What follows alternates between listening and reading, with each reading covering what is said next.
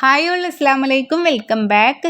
ഇന്നത്തെ സ്പെഷ്യൽ എല്ലാവർക്കും ഒരുപോലെ പ്രിയപ്പെട്ട ബ്ലാക്ക് ഫോറസ്റ്റ് കേക്കിൻ്റെ ബേസ് ആയിട്ടുള്ള നല്ല സോഫ്റ്റ് ചോക്ലേറ്റ് സ്പോഞ്ചാണ്. ഓവൻ ഇല്ലാത്തവർക്കും ഇനി ബേക്കിംഗ് ഈസി ആക്കാം കേട്ടോ. നമ്മുടെ വീട്ടിലെ സാധാരണ കുക്കറിൽ എങ്ങനെ വളരെ എളുപ്പത്തിൽ ഒരു ബേക്കറി സ്റ്റൈൽ സ്പോഞ്ച് റെഡിയാക്കാം എന്ന് നോക്കിയാലോ. അപ്പോൾ വീഡിയോ സ്കിപ്പ് ചെയ്യാതെ കണ്ടേക്കണം. എന്നാൽ ശരി, വേഗം തന്നെ നമുക്ക് റെസിപ്പിയിലോട്ട് പോകാം.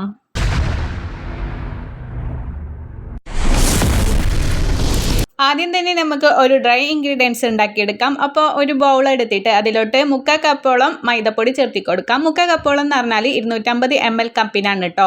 പിന്നെ 2 ടേബിൾ സ്പൂണോളം നമുക്ക് കൊക്കോ പൗഡറും 1 ടീസ്പൂണോളം ബേക്കിംഗ് പൗഡറും 1/2 ടീസ്പൂണോളം ബേക്കിംഗ് സോഡയും പിന്നെ 1/4 ടീസ്പൂണോളം ഉപ്പും ചേർത്തി കൊടുക്കാം.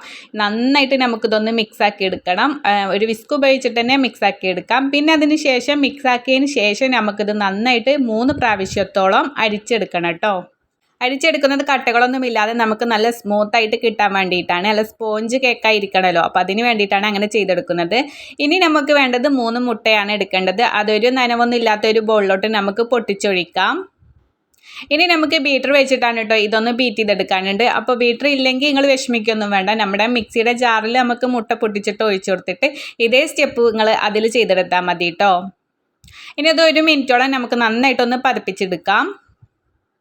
ഇനി ഇതിലോട്ട് നമുക്ക് 1/2 കപ്പോളം പഞ്ചസാര ചേർത്തി കൊടുക്കാം. അപ്പോൾ 1/2 കപ്പ് മുഴുവനായിട്ട് ഞാൻ ഇവിടെ ചേർത്തി കൊടുക്കുന്നില്ല, ഒരു 3/4 കപ്പോളാണ് ചേർത്തി കൊടുക്കുന്നത്. ഒരു ലേറ്റ് മധുരം മതി വിചാരിച്ചിട്ടാണ് കേട്ടോ. ഇനിയിപ്പോൾ നല്ല മധുരം ആവശ്യമുള്ളവർക്ക് 1 കപ്പോളം നമുക്ക് പഞ്ചസാര ചേർത്തി കൊടുക്കാം. അതും ചേർത്തി കൊടുത്തതിന് ശേഷം വീണ്ടും നമുക്കൊന്ന് ബീറ്റ് ചെയ്തെടുക്കാം. അപ്പോൾ ഇതുപോലെ ആയിരിക്കും കേട്ടോ നമ്മൾ ബീറ്റ് ചെയ്ത് വരുന്നാൽ. ഇനി നമുക്കിതിലോട്ട് ഒരു ടീസ്പൂണോളം നമുക്ക് വാനില എസൻസ് കൂടി ചേർത്തി കൊടുക്കാം. 2 ടേബിൾ സ്പൂണോളം നമ്മുടെ സൺഫ്ലവർ ഓയിലും കൂടി ചേർത്തി കൊടുക്കാം. വീണ്ടും നമുക്കൊന്ന് ബീറ്റ് ചെയ്തെടുക്കാം.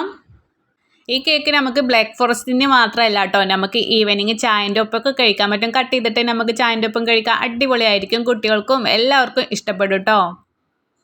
ഇനിയിപ്പോൾ അതെല്ലാം നിങ്ങൾക്ക് കേക്കിനാണെങ്കിൽ അതും നമുക്ക് ഇതുപോലെ ചെയ്തെടുത്താൽ മതി. അപ്പോൾ ഇത് നന്നായിട്ട് പതിഞ്ഞ് വന്നിട്ടുണ്ട്. ഇനി നമുക്ക് ഇതിലോട്ട് ബീറ്റേണ്ട ആവശ്യമില്ല കേട്ടോ.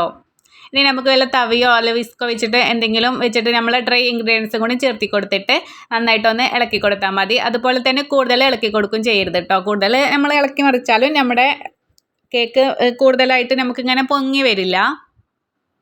അപ്പോൾ നമുക്ക് കുറച്ചിട്ട് ഇങ്ങനെ ഒഴിച്ചു കൊടുക്കാം.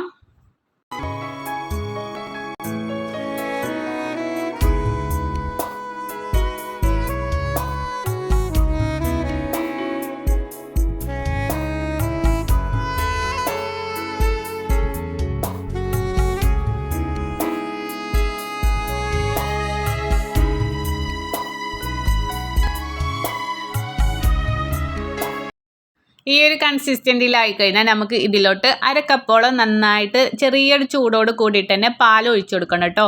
പാൽ മുഴുവനായിട്ട് ഒഴിച്ചു കൊടുക്കരുത്. നമുക്ക് കുറച്ച് ഒഴിച്ചു കൊടുത്തിട്ട് ഒന്ന് മിക്സാക്കി എടുത്താൽ മതിയേ. അപ്പോൾ 1/2 കപ്പോളം പാൽ ഒഴിച്ചു കൊടുത്തിട്ട് ഇതേ കൺസിസ്റ്റൻറ്റിലായിരിക്കണം നമ്മുടെ ബാറ്റർ വരേണ്ടത്. ഇനി നമുക്കിതാ ഒരു കുക്കർ എടുക്കാം. അപ്പോൾ ഒരു 3 ലിറ്ററിൻ്റെ കുക്കറാണ് കേട്ടോ ഞാനിവിടെ എടുത്തിരിക്കുന്നത്. അതിലോട്ട് നമുക്ക് ഓയിലൊന്ന് സ്പ്രെഡ് ചെയ്ത് കൊടുത്തിട്ട് സൈഡിലും താഴത്തുമായിട്ട് ഓയിൽ സ്പ്രെഡ് ചെയ്ത് കൊടുക്കാം. അതിനുശേഷം നമുക്ക് ബട്ടർ പേപ്പർ വെച്ച് കൊടുത്തിട്ട് അതിൻ്റെ മുകളിൽ ഒന്നും കൂടി ഓയിൽ വെച്ച് കൊടുത്ത് ഒന്ന് മൈദപ്പൊടി കൊണ്ട് ഒന്ന് സ്പ്രെഡ് ചെയ്ത് കൊടുത്തതിന് ശേഷം വേണം നമ്മൾ ബാറ്റർ ഇതിലോട്ട് ഒഴിച്ചു കൊടുക്കാൻ. അപ്പോൾ മുഴുവനായിട്ട് ഒഴിച്ചു കൊടുത്തതിന് ശേഷം നന്നായിട്ടൊന്ന് ടാപ്പ് ചെയ്ത് കൊടുക്കാം. എന്ന് വെച്ചാൽ നമ്മുടെ എയർ ബബിൾസ് ഒക്കെ ഉണ്ടെങ്കിൽ ഒന്ന് പോകാൻ വേണ്ടിയിട്ടാണ് അങ്ങനെ ചെയ്ത് കൊടുക്കുന്നത്.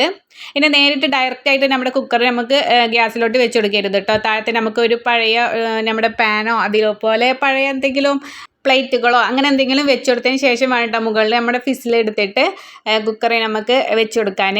അപ്പോൾ ഏറ്റവും മീഡിയം ഫ്ലെയിമിൽ വേണം വെച്ച് കൊടുക്കാൻ. ഏറ്റവും 20 മിനിറ്റ് കൊണ്ട് നമ്മുടെ ഇത് കുക്കായി കിട്ടിയിട്ടുണ്ട്. പിന്നെ ഓരോരുത്തരുടെ കുക്കറിനനുസരിച്ചിട്ടും ഫ്ലെയിമിനനുസരിച്ചിട്ടും ആയിരിക്കും കേട്ടോ കുക്കായി കിട്ടുക. അപ്പോൾ നിങ്ങൾ മുകളിലൊക്കെ നോക്കുമ്പോൾ നമുക്ക് നന്നായിട്ട് ഒട്ടിപ്പിടിക്കാതെ കിട്ടിയിട്ടുണ്ട്. പിന്നെ വെന്തിട്ടില്ലെങ്കിൽ ഒരു സ്റ്റിക്ക് വെച്ചിട്ട് കുത്തി നോക്കിയിട്ട് വെന്തിട്ടില്ലെങ്കിൽ ഒരു 5-10 മിനിറ്റോളം വീണ്ടും നമുക്ക് ഒന്നും കൂടി മീഡിയം ഫ്ലെയിമിൽ ചെയ്ത് കൊടുത്താൽ മതി. അപ്പോൾ നന്നായിട്ട് കുക്കായി കിട്ടുവേ. നന്നായിട്ട് തണുത്തതിന് ശേഷമാണ് കേട്ടോ നമുക്കിതാ സൈഡിൽ നിന്ന് തന്നെ ഇങ്ങനെ ഒന്ന് കത്തി വെച്ചിട്ടൊക്കെ കൊടുത്താൽ നമുക്ക് പെട്ടെന്ന് തന്നെ ഇങ്ങനെ കിട്ടും. അടിയൊന്നും നമുക്കിതാ പെട്ടെന്ന് അടി പിടിക്കാതെയൊക്കെ നല്ല പെർഫെക്റ്റ് ആയിട്ട് തന്നെ വന്നിട്ടുണ്ട്. അപ്പോൾ നമ്മുടെ കുക്കർ കേക്ക് സ്പോഞ്ച് ഇവിടെ സെറ്റായിട്ടുണ്ട്. കണ്ടില്ലേ എത്ര സോഫ്റ്റ് ആണെന്ന്. ഓവൻ ഇല്ലാത്തവർക്കും പേടിക്കാതെ ഇനി കേക്ക് ബേക്ക് ചെയ്യാം. നിങ്ങൾക്ക് ഇത് ട്രൈ ചെയ്തിട്ട് എങ്ങനെ ഉണ്ടായിരുന്നു എന്ന് എന്നെ അറിയിക്കാൻ മറക്കരുത് കേട്ടോ. ഈ വീഡിയോ നിങ്ങൾക്ക് ഇഷ്ടമായെങ്കിൽ ഒന്ന് സപ്പോർട്ട് ചെയ്തേക്കണേ. നമ്മുടെ ചാനൽ ഇതുവരെ സബ്സ്ക്രൈബ് ചെയ്യാത്തവരുണ്ടെങ്കിൽ അതും കൂടി ഒന്ന് ചെയ്തേക്കുക. പിന്നെ ആ ബെല്ലൈക്കൺ കൂടി ഒന്ന് അമർത്തിയാൽ ഞാനിടുന്ന എല്ലാ വീഡിയോസിൻ്റെ നോട്ടിഫിക്കേഷനും അപ്പോൾ തന്നെ നിങ്ങൾക്ക് കിട്ടുകയും ചെയ്യും. ഇൻഷാ അല്ലാ നല്ലൊരു ഉഷാറ് വീഡിയോ ആയിട്ട് വീണ്ടും കാണാം കേട്ടോ. അതുവരേക്കും എല്ലാവരും സേഫ് ആയിരിക്കുക, ഹാപ്പി ആയിരിക്കുക. അപ്പോൾ ഓക്കെ, ബൈ, താങ്ക് യു.